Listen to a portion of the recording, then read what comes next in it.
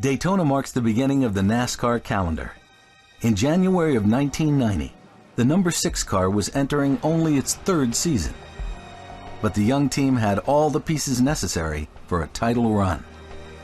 I was more or less the general manager. Robin Pemberton was the crew chief. We didn't have a large group of people. There were probably only 10 or 12 of us all together. We had a small shop in Liberty, North Carolina, which isn't in the epicenter of stock car racing, as we all know. There was just a bunch of people that weren't rabid to show that they were better than anybody else or as good as anybody else, but just were very excited to be racing. Steve and I go back to the pre-teen years, upstate New York. We met at the local short track up there. He was the first one to move to the Carolinas and was really the guy that was responsible for me that I got into racing.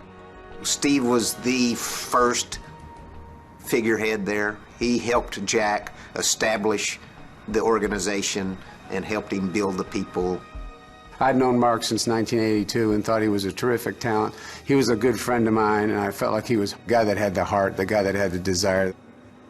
Back in the Roush early days, when they got Mark Martin, they didn't look at Mark and go, oh man, there's no question he's going to go out there and wax these guys. But he had a lot of talent. Mark Martin, 30-year-old driver from Batesville, Arkansas, will win his first Winston Cup event. We had a great season in '89. We were still learning with our organization, and we came out with both barrels loaded for 1990. Martin was ready for a title fight. Dale Earnhardt was the odds-on favorite to capture the Cup. The crapshoot that is the Daytona 500 left Earnhardt empty-handed. Something amiss on the Earnhardt car. The Roush team followed suit with a disappointing effort, leaving both contenders eager for round 2 at Richmond. 400 laps, 300 miles. There's only one problem. It is cold. It was freezing cold, I remember that. We were a good top 3 to top 5 car. We weren't good enough to win the race, I don't think.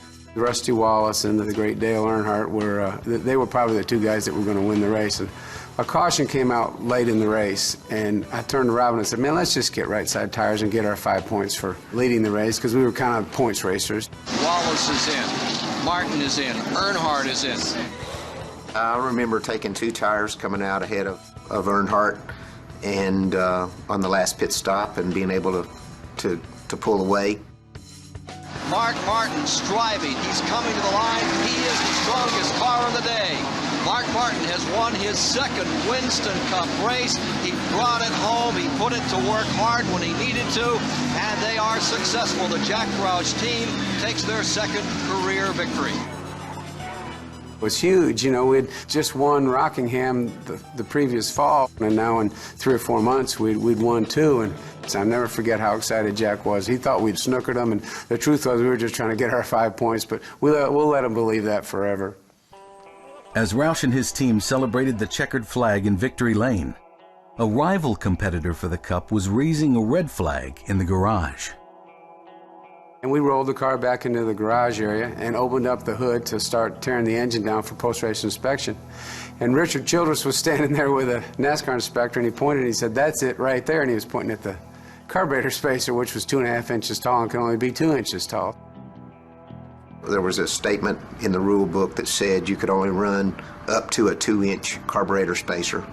But the evolution had kind of evolved a little bit past that particular rule, and they were allowing you to add to the top of the intake manifold. So you could weld on as much height as you wanted.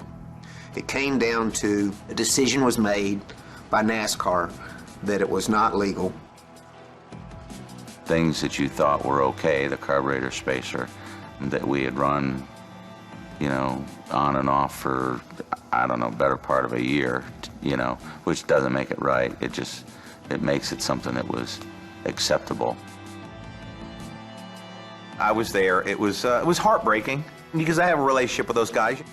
You can't deny that. Yeah, I was like, what? Well, explain this to me. Did it enhance the car? You know, I'm asking Robin, how did it?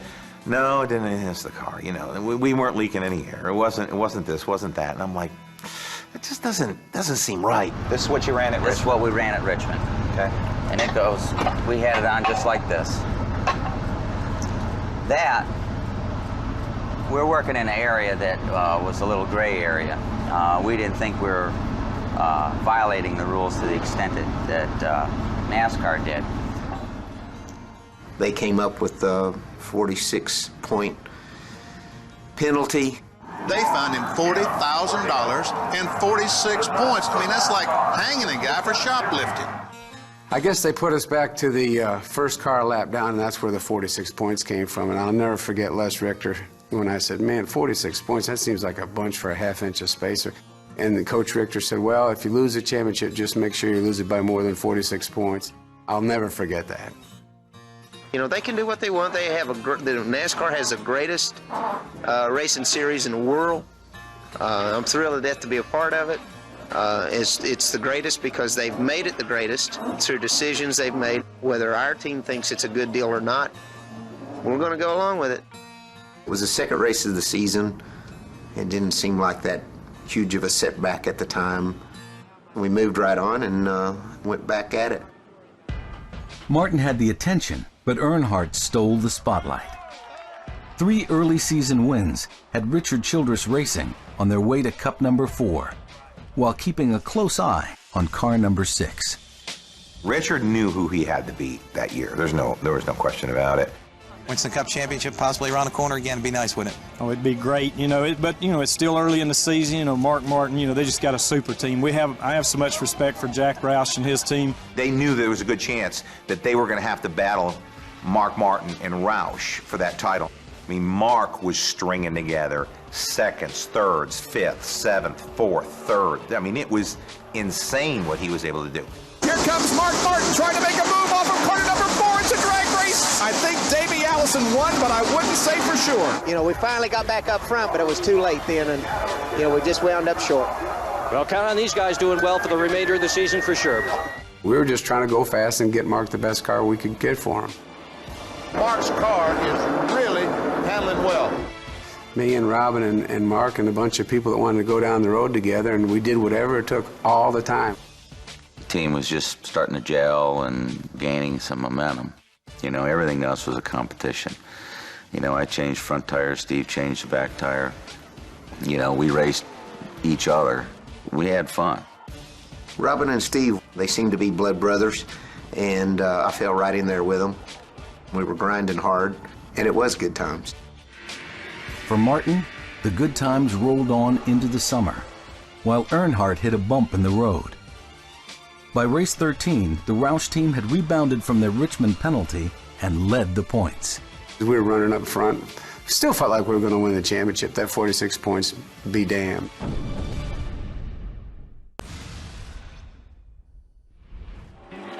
This Michigan 400 belongs to Dale Earnhardt.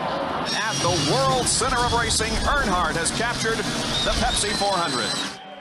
It'll be car number 3. Earnhardt has done it again. Dale was probably at the top of his game right then. Earnhardt had a lot of wins. They led a lot of laps. They got a lot of bonus points. And we didn't do a lot of those things. But we were consistent. We led the points for the majority of the season. Look at this confrontation for the lead. Down to the inside, Mark Martin wants those 5 points for leading. Remember, he's won only 1 race this year, whereas Earnhardt has won 5. I think we knew that he was Earnhardt and he was going to win a lot of races, and we were just the guys that were still wet behind the ears. But if we could stay close and we could maintain, we thought maybe he'd mess up somewhere down the line. We'd ultimately win a championship because of it. So we were a threat to those guys. The task of beating the best didn't scare Mark Martin. Mark Martin is all over Dale Earnhardt. He welcomed the challenge of taking on NASCAR's toughest customer. Dale Earnhardt was a very complex person. He was ruthless on the racetrack. I often said that he'd throw his mother in the river to win a race, but after the race was over, he'd go back and pull her out, and get her out. So I respected him, but I raced hard, and I raced firm, and I raced fair, and I think that made a fan out of Dale Earnhardt. We wasn't always worried about cutting each other, or, you know, it was a good competitive race. We were more racing each other to beat each other instead of trying to get something on the other one. And when it all comes down to it, Dale Earnhardt would beat you with a slower car. And that would really piss you off. But we won our battles. Mark Martin through the tri-oval. Mark Martin wins the Champion Spark Plug 400. I tell you what, Mark, it was a good day for all of us. Man, y'all are the best. You put me in a race car that couldn't beat me today. No way. Jack Roush and his resilient gang of racers were not wilting. They held the points lead with only 10 races remaining. The underdogs were beating the Intimidator. Mark does have a little bit of breathing room now. Well, he does, but I'm not going to let him breathe much. It was pretty cool for me, a little guy from Arkansas, to be holding his own against Dale Earnhardt in the Winston Cup series, you know, when not so long ago I'd been racing the dirt tracks in Arkansas. But I certainly wasn't intimidated by the challenge of beating him. I don't think he himself intimidated us. You know, we knew all of those guys over on the Childress team. You know, you parked next to each other every week because you were so close in points, and it was a good rivalry. I tell you what, they both know they're in for a contest. Earnhardt knows the championship is not going to be a cakewalk. Mark Martin, Jack Roush, his crew, they know that Earnhardt is there, and if they just sneeze, they're going to lose. The one race that I remember, and there were a couple of incidents as we got down through the season. I remember being at North Wilkesboro in the fall, and that's where Mark really kind of took a stand on Dale Earnhardt. I remember just like it was yesterday, we made a pit stop, pulled a rubber out of the right front, restarted toward the back or the lead lap cars. He chased him down from 20 car lengths back, closing laps, inside of 40, I think, inside of 30, chased him down, chased him down, chased him down. And people are getting ready. Because, you know, you go up and get ready to take that spot from the Intimidator, and he's leading. I mean, something's going to give. Mark Martin is just all over Earnhardt. Now, once again, he takes a look to the inside. I thought they were going to touch. Martin fighting back. Can't take the lead from Dale. Wow. Finally, he turned that car off of turn 2, got up underneath him, and just drove it in there. Just rubbed his door a little bit with the right front tire. Out the corner of my eye, I saw the fans just going crazy. Mark Martin has gone to the lead, and he gets a friendly bump in the rear part of the car from Dale Earnhardt. Little Mark, 125 pounds, sitting in this Folgers car. He took a stand that day to say, hey, Earnhardt, you are who you are, but I'm here too. Mark Martin maintains his points lead in Winston Cup competition, winning this race here today. Big win for us because it was toward the end of the season, and it just gave us a lot of momentum. That was a great win. It was one of those challenging races that you felt like you went in there and stole something from somebody. Being it was Earnhardt, it felt pretty good. You know, we take second. We come out even in the points, I think, by leading the most laps. So Mark did a good job. We'll give it to him this week. We'll go to the next battle at Charlotte next week. We felt like that was the stamp on the season, to beat that guy at that racetrack where he was so good. We felt like right there was the seal of approval that this was a good race team, and we might just win this darn championship.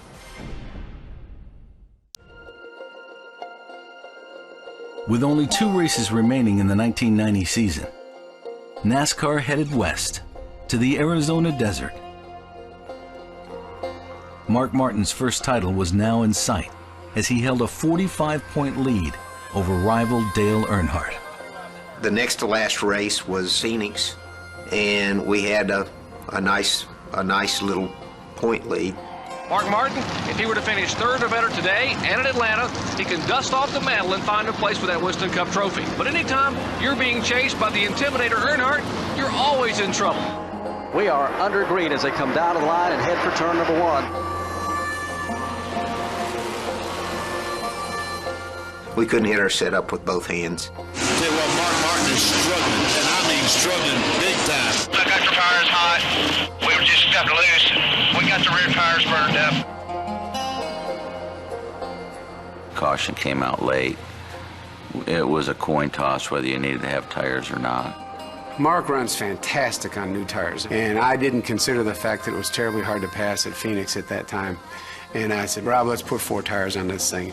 The 6 cars coming in. The 6 cars. Watching Mark Martin just made a pit stop here under the caution flag. But he only has 14 laps to go. Leave him out there, man. If he doesn't win and he only runs 4th, but give your driver a chance. Don't make him have to come from 10th on tires. The pit strategy would fail to pay off. You know, we ran 10th, and that was it. And Dale led the most laps and won the race. Earnhardt has been the dominant car here all afternoon. And Dale Earnhardt will come out of turn 4 and take the checkered flag. Phoenix didn't break our heart. It was just like, darn, it's Earnhardt again. It looks flawless. I mean, was there ever a problem during the race? No, we made one little adjustment early, and from then on, it was just, pretty much home free. You know, we showed that we were a little too young, a little too immature, and we'd lost the points lead. We're ahead by a little bit, and I'd rather be ahead than behind. I think we can go down there and put the pressure on them. We'll be down there testing with them and see what they got and see what we can do. Following Phoenix, teams traveled to a test session at Atlanta, the site of the season's final race.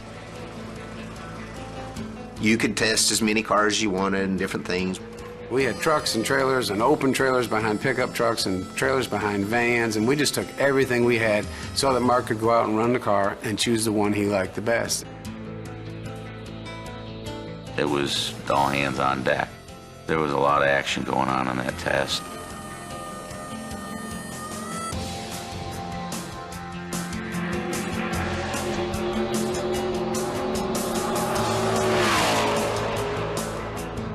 The Roush fleet was in a frenzy, exploring every avenue on a search for more speed.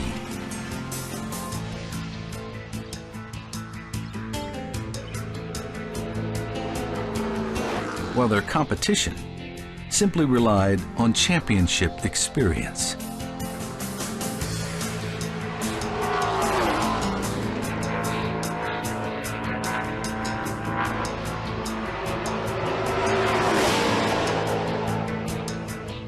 He might have run a couple hours, maybe, which is nothing. And all of a sudden, I think maybe we broke for lunch. We come back, and they were gone. Earnhardt gone fishing, hunting, whatever he was doing. After about 5 hours of practice here on Wednesday, the Goodwrench team, along with Dale Earnhardt, packed up. Dale was going to trade in his first love and head off to Alabama, where he could do a little deer hunting and some four-wheeling. When everything's right, you don't need to practice and test.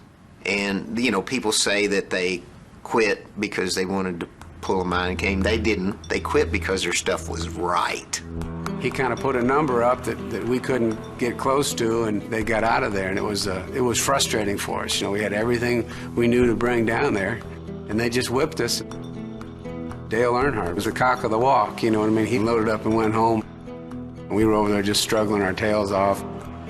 Take all 4 shocks off and all 4 springs out, and then we'll have to get some when we get done running. Just plug it in here right now. And Robert Yates was probably the one that was willing to help us the most. He had the idea that it was very important for Ford to win the championship. They offered to let me climb in Davy's car. And the first couple of laps were 2 or 3 tenths faster than I ran in 2 days in my car. Jack Roush, a great engine builder in a lot of racing series, he needed an engine that was better than his. And Robert Yates had it. What we did was we borrowed that car, engine and all. We did what we thought was right. We probably would have been better off with one of our own cars, but we were just trying to go fast and get Mark the best car we could get for him. To tell Steve Meal and Robin Pemberton, with the championship on the line, we're not going to use your car. I mean, boy, that has got to hurt. We had some pretty darn good cars. We worked real hard at it. I'm just going to leave it like that. Neither driver can lay back. Today, Dale Earnhardt and Mark Martin both have to fight each other for the title. Whoever finishes ahead of the other man, be it Earnhardt or Mark Martin, will take home the championship honors.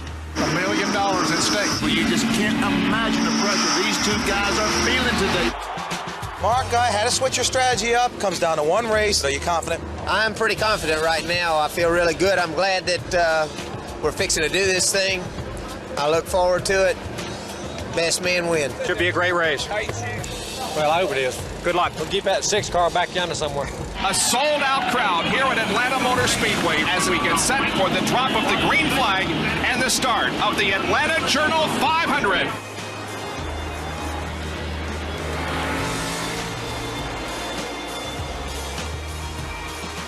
We were good, but we weren't right. Mark Martin's car is just not handling it all. Coming off the corners and back in, very, very slippery. Ooh, Mark gets it a little bit out of shape. We threw it out the door.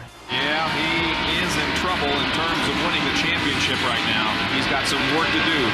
It was kind of a microcosm of the season. We ran well, but Earnhardt ran better. You can see Earnhardt ahead as long as he can see that car in front of him. He can't win the championship.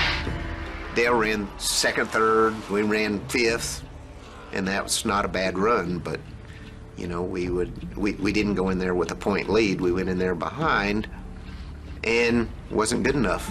Mark Martin doing everything he can. Things have just not fell into place here today. Dale Earnhardt running comfortably all by himself on the way to the championship. Here's the checkered flag. Dale Earnhardt finishes third and wins the Winston Cup. Keep your heads up now. That was great. Them fellas had a wonderful year, and you were right there behind them. We were just hit and miss all day, weren't we, Mark? We weren't too bad, you know, but we just couldn't get up, if you know what I mean. Martin's championship was lost as Dale Earnhardt captured his 4th NASCAR title.